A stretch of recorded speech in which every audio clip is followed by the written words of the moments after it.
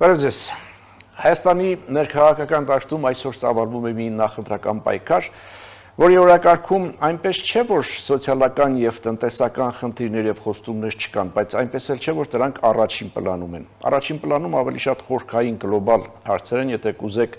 գոյաբանական հարց է, պատերազմ թե խաղաղություն։ Բայց այս հարցադրումը, որ առաջին հայացքից շատ պարզ է թվում, իրականում այնքան էլ պարզ չէ։ Մի կողմից ունենք իշխանություն, որն ասում է, որ խաղաղության ցանկացած ռևիզիա կարող է տանել, այլ տանելու է պատերազմի։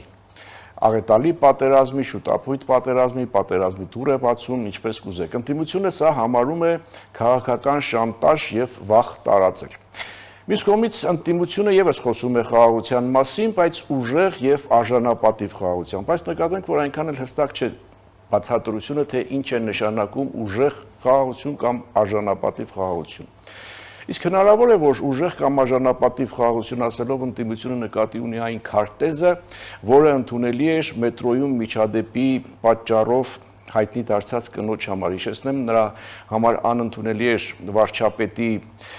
կրծքանշան քարտեզը Հայաստանի պատկերով եւ նրա համար ընդունելի էր 12,000 քառակուսի կիլոմետրով, ասես ասենք, միասնական քարտեզը։ Եթե դա է ընդդիմության պատկերացրած արժանապատիվ եւ ուժեղ խաղաղությունը, ինչու պարզ եւ բաց տեքստով դա չի ասվում։ Եթե դա չէ, ապա դարձյալ ինչու պարզ եւ բաց տեքստով չի ասում, որ Արցախի հարց չի կարող գոյություն ունենալ, որ այդ գաղափարը չի կարող քաղաքական բովանդակություն եւ քաղաքական հարց պահանջ դառնալ հայ-ադրբեջանական հարաբերություններում։ Այսպիսով, իշխանություն, ընդդիմություն, ով ինչ ուղերձ է հղում, ով ինչ է ասում եւ ինչի մասին է լռում։ Արդյոք քաղաքական խոստումների, տեքստերի եւ լռության եւ իրականության մեջ հակասություններ չկան։ Այս հարցերն ենք շոշափելու առաջիկա 30 րոպեների ընթացքում։ Սա Ազատ զրույցն է Free News-ի եթերում, որտեղ համադրվում են փաստերը, կարծիքները, գնահատականները եւ կանխատեսումները։ Զրուցակիցս Քրիստոնյա ժողովրդավարական կուսակցության նախագահ, քաղաքագիտության դոկտոր Լևոն Շիրինյանն է։ Բարև ձեզ, պարոն Շիրինյան։ Սկսենք դարձյալ մետրոյի միջադեպից, այսօրին շատ արդիական է, բայց իմ ասած համատեքստում, հա։ Ըստ էության արցախցի կնոջ համար անընդունելի էր վարչապետի այդ նվերը, Հայաստանի Հանրապետության քարտեզով կրծքանշանը, ասաց, որ իր համար այլ քարտեզ է ընդունելի 12,000 քառակուսի կիլոմետրով։ Դրանից հետո ընդդիմությունը սկսեց գովաբանել այդ կնոջը, հա, թույլ տվեք ասել, հանդգնեմ ասել, հերոսացնել, որ նա հայրենասեր է, արժանապատվություն ունի եւ այլն եւ այլն։ Ընդդիմության այս վարքաբանությունը ինչ է նշանակում, այսինքն այդ գաղափարը ընդդիմության համար ընդունելի է, թե ընդունելի չէ, եթե ընդունելի է, ինչու այդ մասին չի ասվում, եթե ընդունելի չէ, ինչու չի ասվում։ Այսինքն, ուզում եմ ասել, ընդդիմությունը տեր է այդ գաղափարին։ Տեսեք ինչ կա, որպես ես ձեր հարցին կարողանամ իմ չափով պատասխանեմ,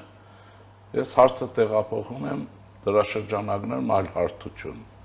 ինչ է ուզում ընդդիմություն կոչվածը, որ ռևանշիզմ է եւ ռուսական ուժ է։ Ընդդիմություն չունենք մենք խորհրդարանում, այդ ուժերը ռուսական ուժեր են։ 5-րդ չարասյուն է Ղարաբաղյան կլանով եւ այլնով, հիմա ավելացավ նաեւ ռուսաստանցի հայ օլիգարխով, ռուսական կապիտալով։ Սա ակնհայտ է, քննելու բան չի։ Հիմա ինչ է ուզում սա, ուզում է իշխանափոխություն, ուրիշ բան չի ուզում։ Իշխանափոխություն, որ շահավետ է իրեն, որտեղ սրանք են երկիրը կողոպտել, սրանք են երկիրը տարել մի վիճակի, երբ պատերազմում մենք ջախջախվել ենք եւ ըստ էության սրանք եղել են նաեւ Լավրովի գործիքակազմ։ Մենք գիտենք, որ մենք պարտվել ենք ուրեմն Լավրովի պլանով, Ռուսաստանի արտգործնախարարի վկայությունները 1000 են։ Հիմա իրենք ուզում են իշխանափոխություն։ Հիմա իշխանափոխությունը կլներ են Գալստանյանի միջոցով, ուրեմն կաթողիկոսի միջոցով, Վազգեն առաջին, Վազգեն վերջին, այսինքն նպատակն է կարևոր իրենց համար, գործիքակազմը, մնացածը կարևոր չի, հիմա առիթը սա է, ես 100% վստահ եմ, որ գուցե մեջները շարքային իմաստով մի հոգի, երկու հոգի շատ են ցավում հայ այդ աղջկանով, տիկնոջով, բայց իրենց ոչ այդ հայ աղջիկն է հետաքրքիր, ոչ էլ այդ քարտեզի այդ պատկերը, իշխանափոխություն, որը նաև Մոսկվայի հանձնարարությունն է։ Մենք գիտենք, որ Հայաստանը ինտենսիվ հիբրիդային պատերազմի շրջան է ապրում, ինտենսիվ։ Ակնհայտ է, չէ՞, հիմա։ Ինչ է ուզում իշխանությունը։ Իշխանությունն ուզում է այսքան տառապանքից, այսքան չարչարանքից, ճշտից, սխալից,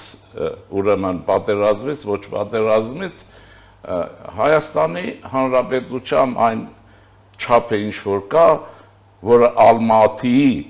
ուրեմն քարտեզն է գործադրված, որը մեկընդմիշտ ստորագրել Լևոն Տեր-Պետրոսյանը։ Այստեղ վարչապետը ոչ մի կապ հարցի հետ չունի, եւ որի հետ էլիտա ասենք, բայց դա ծաղր է մեզ համար, բայց այն երեք նախագահներն իրենց էլիտաներում համաձայն են եղել։ Ոչ մեկը չի բողոքել Ալմատ, նույնիսկ մենք տեղյակ էլ չենք եղել, որ գաղտնի ստորագրել են։ Ճիշտ է։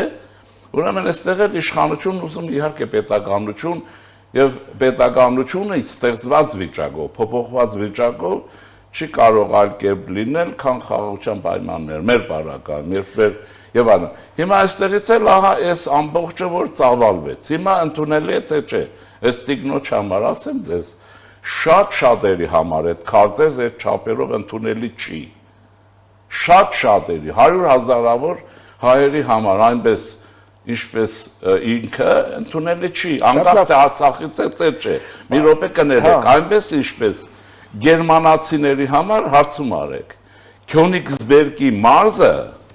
Պրուսիան, Կալինինգրադ մարզ,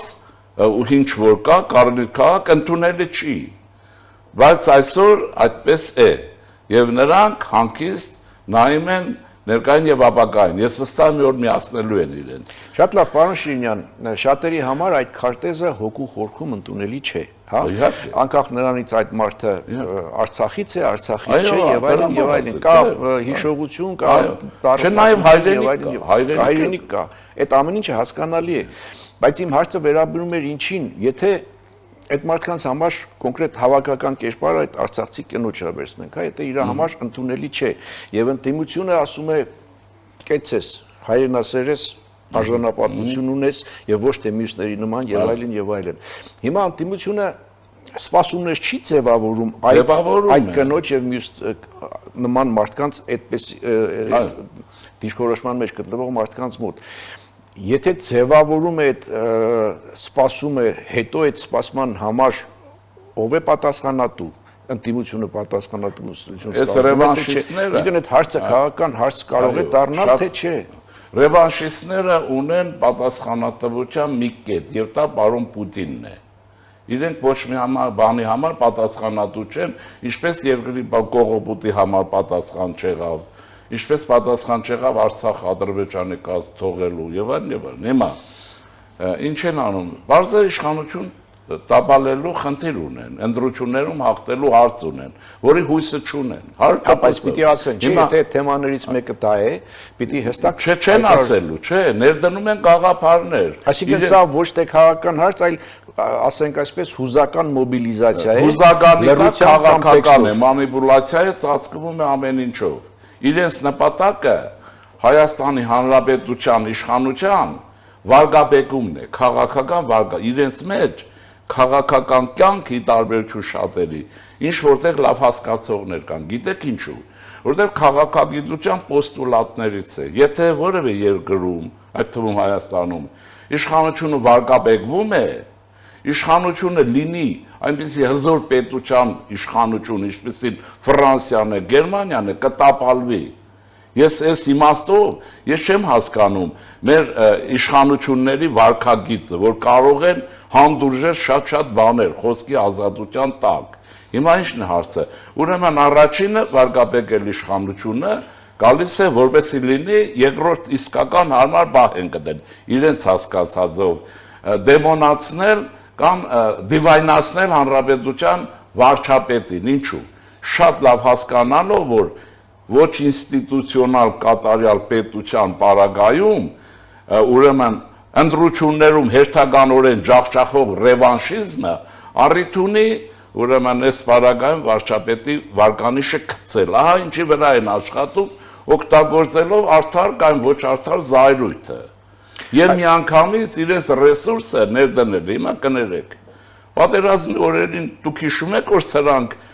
պատերազմի համար այսպիսի հարայհրեցով կազմակերպեին Արցախ որևէ օժանդակություն։ Լսել եք, հիշում եք, բայց այստեղ որտեղ իրենց համար թվում է թե ժամը հասել է, բայց կարծում եմ սխալ են մտածում։ Դրա համար այդ բանը խոսակցությունը վերածվեց ամեն ինչի։ Ինչի որ վերածվեց։ Ամեն դեպքում որպես քաղաքագետ գտնում եք, որ քաղաքական ուժը այս կամ այն հարցի մասին պետք է հստակ դիրքորոշում արտահայտի։ Հիմա Արցախի հարց իշխանությանն էլ կանցնենք, ընդդիմության համար գոյություն ունի, տեսանելի ապագայում թե չունի։ Իրենք Քոչարյան Ռոբերտը որ ասում է հետո, չէ՞, այդ գիտեք որ տարբեր է, ես մի սատկի գարուն կգա, որտեղ ինքը գիտի, որ այս տարբերակով ինչ որ Արցախի վերադարձ ոչ հնարավոր չէ։ Իսկ ընդդիմությունը խաղաղությունը ռևիզիայի չի ենթարկելու։ Ենթարկում է, իրեն դա չի հետաքրքրում։ Իրենց հետաքրքրում է այն բանաձևերը, ինչ որ Կրեմլից ստանում են Կոպիրկինով կամ ուրեմն Կիրիենկոյով։ Նրա է աշխատում։ Իրենց տեսակետ գոյություն չունի, իրենք սա են։ Հիմա մեջները կարող է անհատկավոր այդ տեսակետի հետ համաձայնը թե չէ, բայց դե տեր ունեն։ Այդ ուրիշ բան է, դրա համար են ասում երաշխավորված խաղաղություն։ Ո՞վ է երաշխավորը։ Պուտինը, թե Սիցինպինը, թե Թրամփը։ Այս բոլոր ամերիկյան ուժեր, ընդ որում տարօրինակ ինչ է, սրանց բոլորի գրպանում դոլար է լցրած։ Ես առիթով ասել եմ, այդ դեպքում դուք պետք է կամազերով ձեզ այդ ռուբլի տանեք, որ ապրանք առնեք։ Այս դոլարամերները ռուսական շահ են սպասարկում, իրենց շահ է, որտեղ Ռուսաստանը ժամանակին իրենց թողել է որ կողոպտեն, հրահրել է կողոպտելը, իրենց ծառայության մեջ են եղել, չեն եղել եւ հիմա այս հարցը դրա հետ կապ ունի, մնացածը հայրենիք, Արցախ,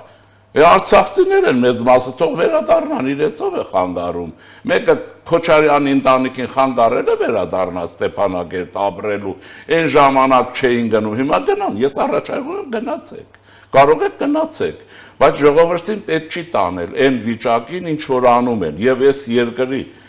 պատերազմը նոր արդյունքներ ապակինող մի ժողովրդի, որը այս չարչարանքներով իշխանություն է ստեղծել, պահել է եւ բավականին կայուն վիճակ է առաջացրել։ Այս վիճակով հիմա օգտագործել մնացածը։ Հիմա այս դեպքը եւ Կիրանցի դեպքը իրարից տարբերություն ունեն աղմուկի մեջ, չունեն։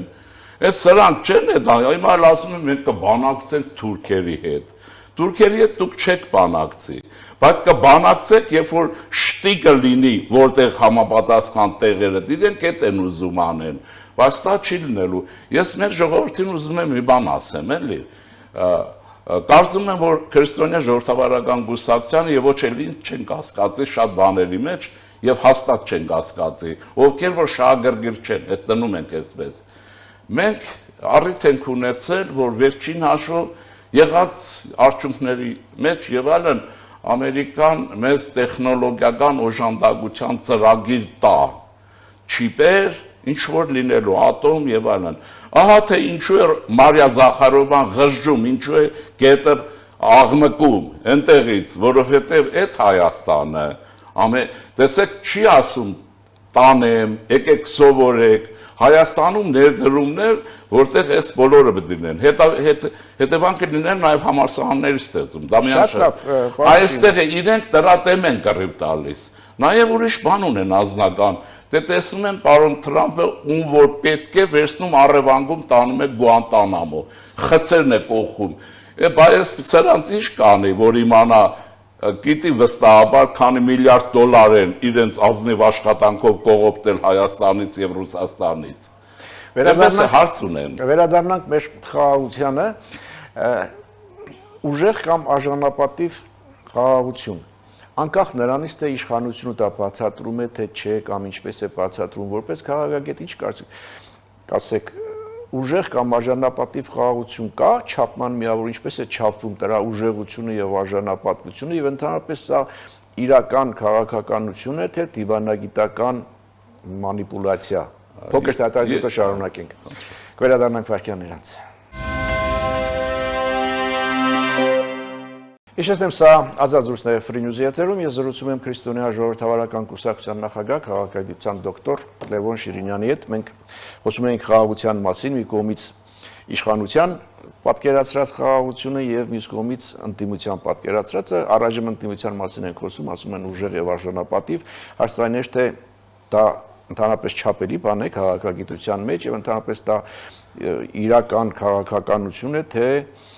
դիվանագիտական իլյուզիա։ Ասենք 3-4 երաշխավորված արժանապատիվ տերմինները գինեկոլոգիայի ոլորտից են։ Այդ արտահայտություն առողջ ուժեր։ Ես միշտ ասել եմ, առողջ ուժ, որ ասում եք, ինչ եք հասկանում, ջերմաչափ ունեք, չափողը դուք եք, ձեր ուղեղը համապատասխան կարողություն ունի դա չափելու եւ այլն։ Այդ տերմինները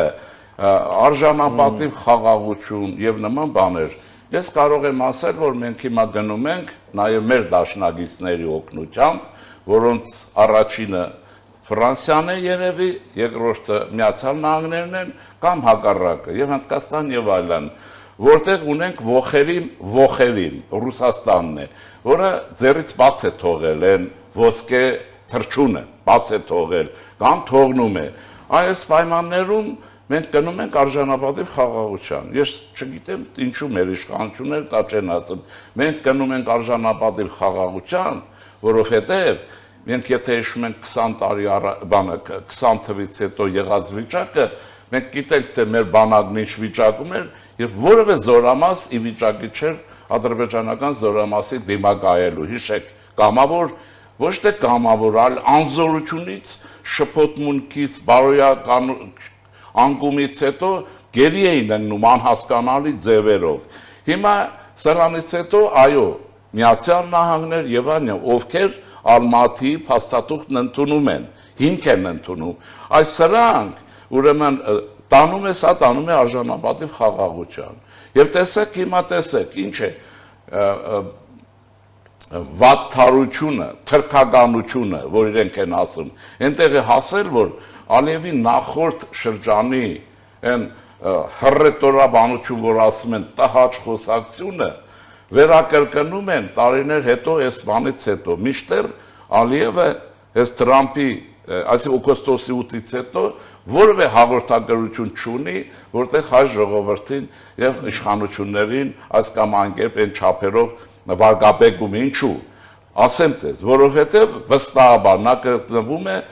ուրեմն Մարկո Ռուբիոյի մամլիչի տակ արտգործնախարարության մեր խոսքով ասած չի կարող չանել, վարիանտ էլ չունի։ Նա արագ նյուխ ունի տարբերություն սրանց, որտեղ կրթություն ունի։ Մոսկվայի համալսարան է ավարտել, ոչ թե այստեղ փողոցներում թավալգրներ են սեփական պետության դեմ կռվելով եւ քոծություն անելով ռուսներին, այդ է։ Ուրեմն ի՞նչն է հարց։ Ահա հասկանալով վիճակն այնպեսին է, ինքն էլ ավտոկրատ իշխանություն է, արագ շուռ եկավ, իրենց համար դա է։ Հասկանում եք, հիշում եք Թրամփի խոսքը, որ ասեց տղա ջան, ես քանի տարի է դու կառավարում ես։ Այդ նա յուրացրեց, այն ժամանակ եմ ասել, այս մարդը հասկացավ ինչոց է եւ եկավ ուրեմն այն բանակցություններին, այն համաձայնություններին։ Հիմա սա տաբալներեք, տաբալել է պետք եւ դա Մոսկվայի առաջադրանքն է։ Հիմա կանք խաղաղության մասին իշխանության թեզերին, իշխանությունն ասում է մենք խաղաղություն ենք հաստատել եւ որպեսզի խաղաղությունը անշրջելի լինի, պետք է ստանանք սահմանադրական մեծամասնություն եւ բացի դրանից խաղաղության ռևիզիան կբերի պատերազմին։ Այս վերջին նախադասությունը կարծում եք իրականություն է, իրական քաղաքականություն է,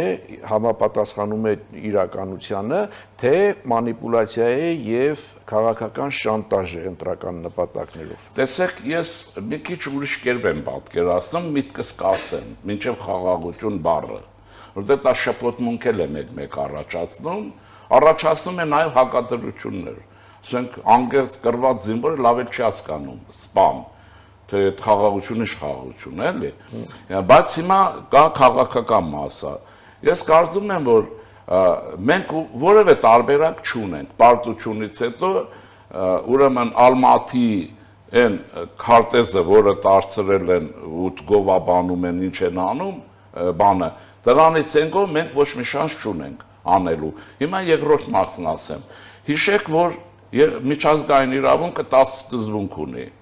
10-ից 2-ը վերաբերում են կոնկրետ այս պարագայում մեզ։ Մեկը պետությունների տարածքային ամբողջականությունն է, մյուսը ժողովուրդների իրավաբանություն եւ ուրեմն ինքնորոշման իրավունքն է։ Պատերազմը ցույց տվեց, որ մեզնից բացի ոչ մեկը չի հիշում ինքնորոշման իրավունքի մասին։ Որևէ մեկը չի խոսում։ Չնայած Վիլսոնյան ընկալումով ինքնորոշման իրավունք ավելի բարձր է, քան տարածքային ամբողջականությունն է։ Բայց այսօրվա համաշխարհային իրադրության վիճակով ոչ մեկը չի ընդունում։ Ալիևն էլ լավագույնս տակ իրարեց։ Հիմա վերադարձնում եմ իրենց սիրելի Պուտինի մոտ։ Քառորյա պատերազմի շրջանում էր, որ նա քանի որ չէր ուզում պատերազմը ավարտվեր, այսինքն շարունակվեր գործընթացը, հիշեք, տեսք կա, որտեղ հարցազրույց է տալիս եւ ասում է, որ Արցախի ժողովուրդ այդուհանդերձ իրականացնում է իր ինքնորոշման իրավունքը, Պուտին։ Անցավ 20 թիվ եկավ եւ ասեց, որ Ադրբեջանի տարածքային ամբողջականությունը անխախտելի է, սա Ադրբեջան եղել է, կա եւ պիտի մնա։ Ես այդ ժամանակ մտածեցի, որ սա երևի ադրբեջանական խողովակաշարներով իր աղտոտ նավթն ու գազն է նաղդում արդեն։ Վաճառքը տեղի է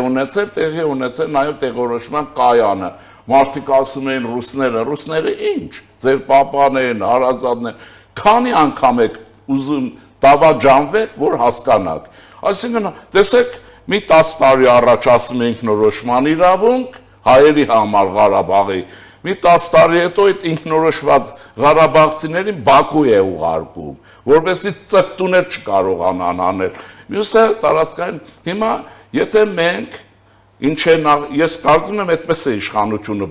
մտածում, եթե մենք հիմա հրաժարվում ենք տարածքային ամբողջականության սկզբունքից կամ չենք պնդում, դա որ նույնն է, որ Ալմատիի քարտեզը պնդենք, եթե դրանից մենք դաշնակիցներից զրկում ենք ավտոմատ կերպով, ոչ Մակրոն, ոչ Տրամփ, ոչ Ռուբիո, ոչ էլ հնդիկներ չեն աշխատելու։ Հիմա այսպես է վիճակը, հարցս այսպես է, ուժերը պատում է արեք,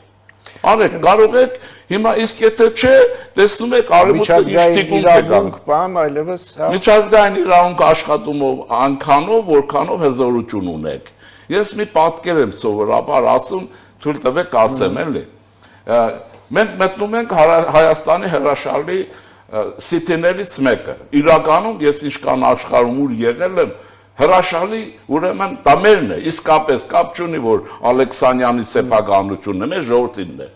Մտնում եք տարբեր, ասենք ինչեր ասեմ, ապրանքներ, բաներ, լավ ապրանքներ, որ շատ լավն են, ասենք,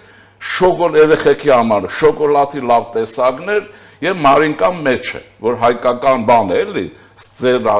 Հիմա այդ շոկոլադը իր տուփով արժի 3400 դրամ։ Բայց ձեր գրպանում կա ընդամենը 1000 դրամ։ Հիմա միջազգային իրավունք այդ շոկոլադներն են, տարբեր SSS։ Ամեն ինչ կա, դու ամեն ինչ կա, մեկը գիլոն 5000 է, մեկը 3000 է, մարդիկ առնում են եւ այլն, բայց ձեր մոտ 1000 դրամ է եւ մարինկան չկա ձեզ համար։ Ինչ պիտի մտածել ունենամ 5000 դրամ, որպեսզի կարողանամ։ Հիմա Խրիմյան հայրիկով գնաց եկա բացատրեց ժողովրդին, որ այնտեղ հարիսային բաժանում բուլղարը, այս ինչ ռումինը երկաթե շերեփ ունեին,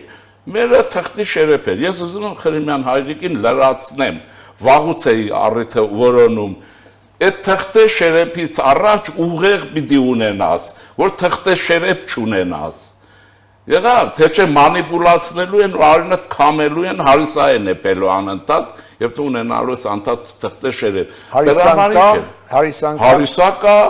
բուլղար կա, գերմանացի կա, անգլիացի կա, ռուս կա, որը խառնեց, որ մենք այդ օրերին այնպես խառնվենք։ Բերլինի կոնգրեսից է գալիս։ Հարիսան կա, պարզապես այն վերցնելու համար։ Վերցնելու համար թղթե շերեփ է, բայց որովհետեւ թղթե շերեփով չգնայինք այնտեղ, մենք պետք է ուղեղ ունենայինք։ Ասեմ ինչու, որովհետեւ սուլթանը այդ օրերին երեք տեղյակ չէր։ Վարժապետյան մեր ուրեմն arczepiskoposին տրամադրել էր հերրագիր հերրաթել, հերրախոս էր տվել, Ստամբուլից, Պոլսից զանգում էին Բեռլին մեր պատվիրակության հետ, բանակցում էին, Սուլթանի դեմ էին կռիվ գնացել, ինքնորոշում բան էին ուզում, Սուլթանի տված հերրագրով, այս հայ պատմաբաններին բացեք մի հատ, ասեք այս ժողովրդին, ասեք դրա համար այդ բոլորից առաջ ինչ է պետք, Աստված ասել է սկզբից բանն էր բանը, Մաշտոցն Սահակ Բարթևն առաջինը թարգմանել էր սկզբից բանն էր բանը, դա Քոչարյան Ռոբերտի մյուսներին չգիտեմ, այս Սամվել Մանվերին հասանելի է թե, չէ, որտեղ դրանք Աստվածաշնչի վրա ոնց որ թե երթվել են, բայց Աստվածաշնչի հոտ չի գալիս իրենց միջավայրից, ռեկլամ եկել են դրա համար, ժողովուրդ ջան, չնեղանաք, ամեն ինչից առաջ, փողից առաջ էլ ուղեղ է պետք, որովհետեւ այդ բոլորը կարգավորվի եւ արժանապատվություն, թե չեք ունեն արժանապատիվ խաղաղություն, եւ որտեղից ուժ չունես, գալիս են, ինչ ես անում։ Անընդհատ Ռուսաստանից խոսում եք, Ռուսաստանի հետաքրքրվածությունը շատ մեծ է։ Շատ,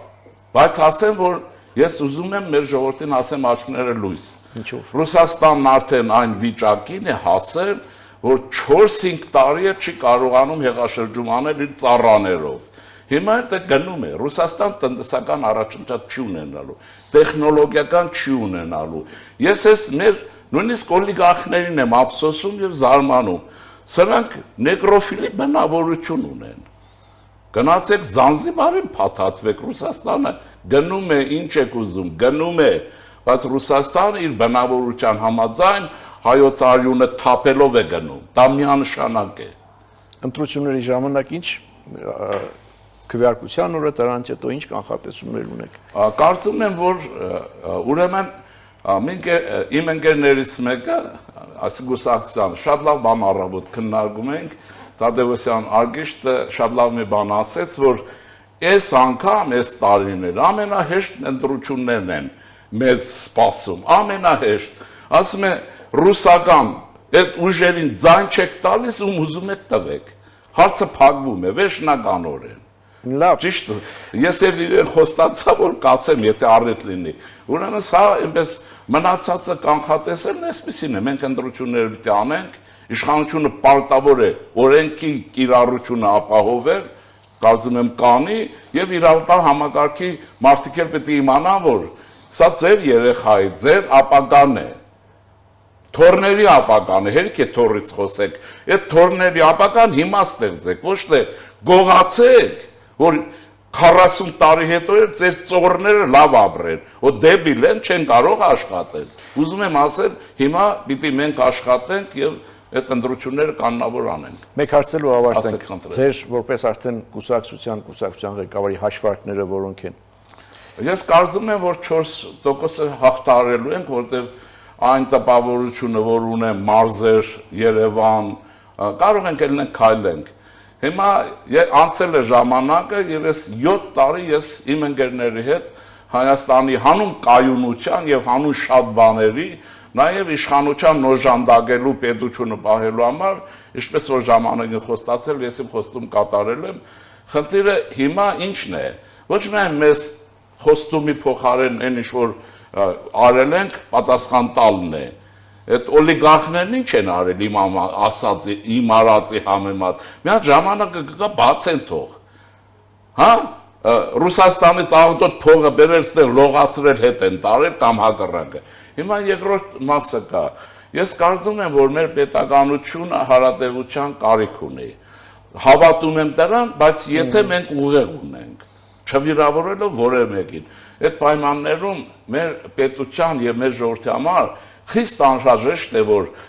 քրիստոնյա ժողովրդավարական կոնցեպցիան խորհրդարան մտնի կուսակցությունով եւ նույնիսկ եթե ես չլնեի նախագահ նույնն էի ասելու խորին համոզում ունեմ եւ Գերմանիայրոնակ շատ եմ ասել հիմա կրկնեմ առիթ տվեցիք շնորհակալություն ասեմ եւ 46-ին մարտին թե ինչ Ադենաուերը հավաքում է գերմանացիներին իր կուսակից ընկերներին ասում է լսեք մենք ոչինչ եւ այլն արել ենք եւ Գերմանիան գիտեք ինչ վիճակում է ավելի վատ վիճակում քան եւ այլն ասում է զարգացման մի ճանապարհ ունենք վերականգնվելու ազատությունը պիտի ապահովվի, ազատությունը պարտադիր հասարակության մեջ անհատների համար եւ այլն, եւ երկրորդ ասում եմ մենք պարտավոր ենք գերմանացիներս վերադառնանք արևմտյան քրիստոնեության ավանդական արժեքների վրա, ավանդական հազարավոր տարիներ, ինչ որ իրենց կա։ Հիմա ես իհարկե այստեղ մոդելային է, ես կրկնում եմ, որպեսզի մենք վերականգնվենք, ազատությունը պիտի ապահովվի, բայց իրավական պետության շրջանակներում անպայմանորեն եւ մենք պիտի վերադառնանք մեր ուրեմն 301 թվականի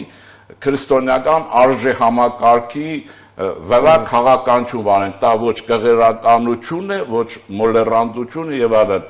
Ինչու ասեմ, դա էլ մշակութային ժողովուրդ են։ Մենք մեր մշակույթը, եթե այդ դարերի չվերհանեցինք, ուրիշ ճանապարհ չունենք եւ դրա կրողը կա եւ մնալու է քրիստոնյա ժողովրդավարական կուսակցություն։ Շնորհակալ եմ զրույցի համար։ Հետևենք իրադարձությունների զարգացումների, ինչպես տեսնում եք, կանխատեսումները խիստ տարբեր են, այս ընտրությունները հեշտ են լինելու, թե դժվար։ Պարոն Շինյանի համար ասում է, որ բավական հեշտ է հարցադրումը, ինչպես կողմնորոշվել, բայց այս ընտրությունները երևի թե այս անկախության պատմության մեջ անցկացվող ընտրություններից նաև ամենապարթերից մեկն են, որովհետև այստեղ ընտրությունը ոչ թե քաղաքական ուժերի մեջ է, այլ իրականության եւ պատրանքների հուզականության եւ պատասխանատվության եւ այստեղ առաջ է գալիս ամենակարևոր հարցերից մեկը, թե ինչի է պատրաստ մեր ժողովուրդը, պատրաստ է լսել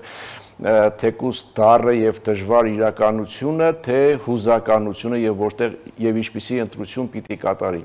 Ի վերջո պետությունները կործանվում են նաեւ սխալ հաշվարկների եւ հասարակությունների ինքնախապեյության պատճառով, բայց մեր խնդիրը մեր պետության հարատևությունը, ինչպես նշեց մեր այսօրվա հյուրը։ Սա Ազատ զրույցներ Free News-ի եթերում, ես զրուցում էի Քրիստոնյա ժողովրդավարական կուսակցության նախագահ քաղաքագիտության դոկտոր Լևոն Շիրինյանը։ Շնորհակալություն, որ մեզ հետ էիք, լավ մնացեք, կհանդիպենք։